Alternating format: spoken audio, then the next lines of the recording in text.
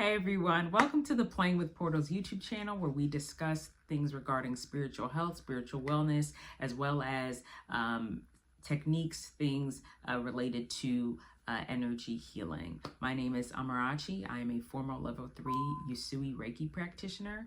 I no longer practice Reiki, but I have always had a lifelong fixation and deep affinity for all things health and wellness. I actually went to school to become a medical doctor. However, after realizing some of the issues with that system, I decided to go another route. I decided to take that road that is less walked. I don't remember the exact term for it. And I ended up becoming a Reiki therapist.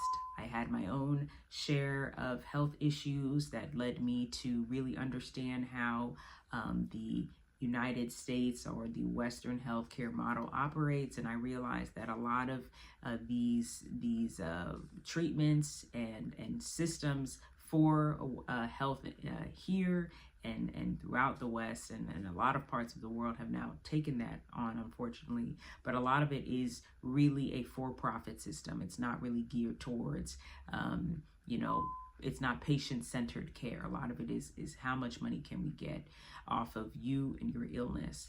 And when I had a neurologist look me in the eye and tell me that, there's not much else we can do and that I was making up my symptoms, I decided to take my health in my own hands and say, you know what? I know God wants me to have an amazing, beautiful life, and it's not one in sickness. It's supposed to be in true health. So I'm going to fight like HE double hockey stick to get that life. All right. So because I had this drive, that's what led me to go, maybe there is something else greater than me, not greater than me, but greater than what I have been exposed to regarding health. Maybe there are ways that you can achieve optimal health that I just haven't been exposed to. So as a result, I kind of went all over. I did acupuncture, which is great, phenomenal. I started researching Ayurveda, which has been very helpful. And then I landed on Reiki. I had a Reiki session. And from that moment on, I said, this is something that has revitalized my desire to be a healer, somebody in health.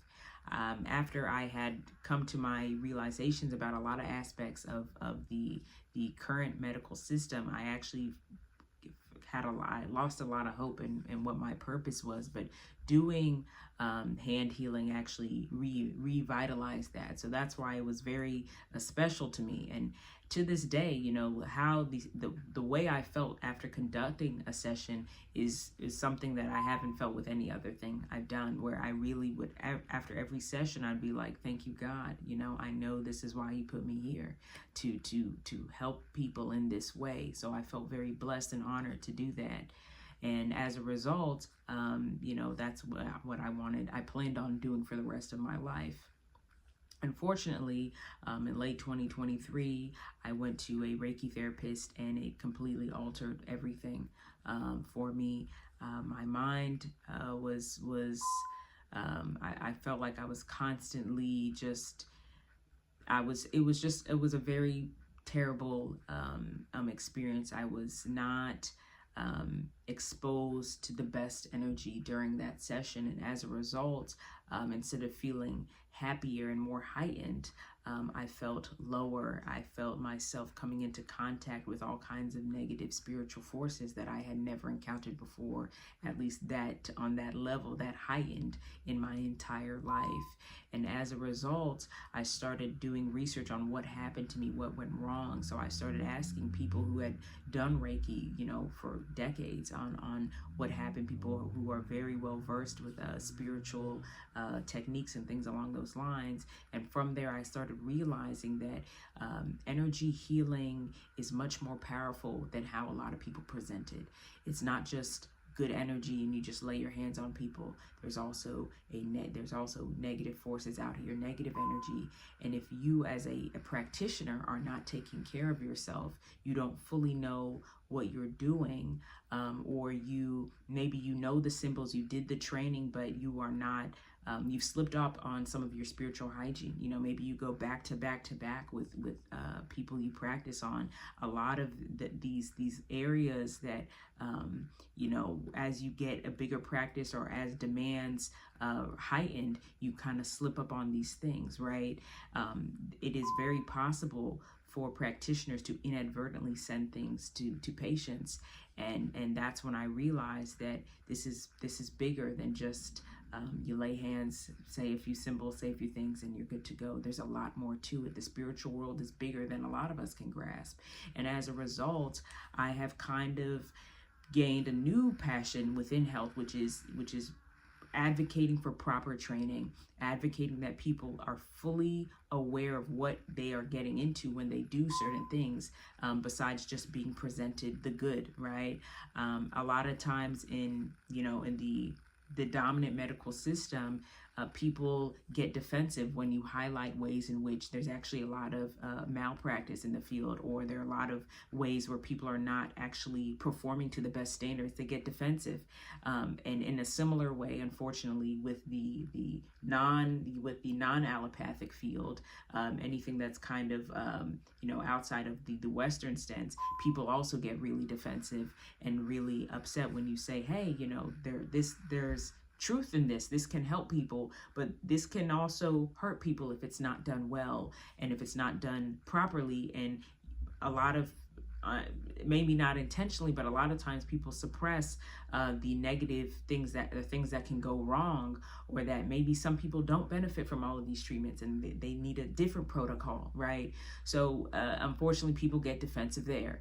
And I'm someone who's like, if you're gonna be in the ministry of helping people get to a better state, you need to have you need to be open to the fact that maybe there are some things that are wrong, that maybe there are aspects of my practice that need to be updated and revitalized, and maybe that there are ways where the training is no longer sufficient, or we've lost key aspects of training, so people aren't being trained the same way, and realizing that in any field there's good and bad, and you need to be aware of both, you need to tell people about both, and you need to know how to counteract both, or counteract the bad and bring about more of the good, right? Or understand how to have a healthy relationship with both. That is just how our society works. That's just life. So my channel here is really talking about my experience, sharing what I have dealt with, but also sharing some tips with people who want to continue this work. Hey, these are things you want to look out for. These are ways you can improve your practice. And these are ways that if you continue to do this work, that you might want to slow down and be honest with yourself and really do those check-ins and make sure that you as a person are solid enough to be doing this work. Because, the reality is you can't learn this stuff off of an online course. The reality is you can't learn this after 1 or 2 sessions, and because you have a certificate, you go out and do what you want. That's just not how it works. In a lot of ancient societies, people actually, if you study, for example, lomi massage, which is a traditional Hawaiian massage, the real training is 10 years. It's a decade-long apprenticeship before you go out and do any kind of massage work, energy healing on your patient. That's how people were doing it back then. That's how thorough it was. People were not trying to rush, cut corners, or thinking that, because they know a few things, it's sufficient enough, right? So we have to find a balance, because I know that we are in a society that's pushing product, you're pushing services. There's a lot of expenses. I get it. I totally understand it. And people feel this pressure to get everything on the ground and keep going. And then you have this, marketing aspect of your business. So for the healer, we're not in optimal time. If you are somebody who has a non-traditional way of trying to help people, there are less systems to support you than there were in the past. I get it. I get the pressure, but we do have to slow down, go through the basics, make sure we're doing things correctly, make sure we're teaching things correctly, and telling people it's okay if it takes you more than a day to learn something, because I guarantee you a day course, 2-day course, 3-day course, 3-week course is not sufficient enough for you to go out and lay hands on people. It is just not. My program was 3 months, right? And even that, you could argue it could be longer, but if if it's something quick and easy, and then you get your certificate, you go out, it's probably not what you want to be doing. You probably want to take your time, really know and understand what you're doing, then go out and ensure that you're actually helping people, you're actually elevating people, and you're not inadvertently causing them harm or inadvertently causing yourself harm as well. All right, so this is all just to bring about more awareness to an experience I've had, and that I'm not the only one that's had this. That's another thing. And create better health outcomes for everybody. That's really what this is about. So thank you so much for viewing. Please make sure you like, comment, and subscribe. I will be releasing more videos regarding these topics, and just let me know if there's anything you want to hear more about, and I look forward to talking with y'all more. Thanks so much. Bye.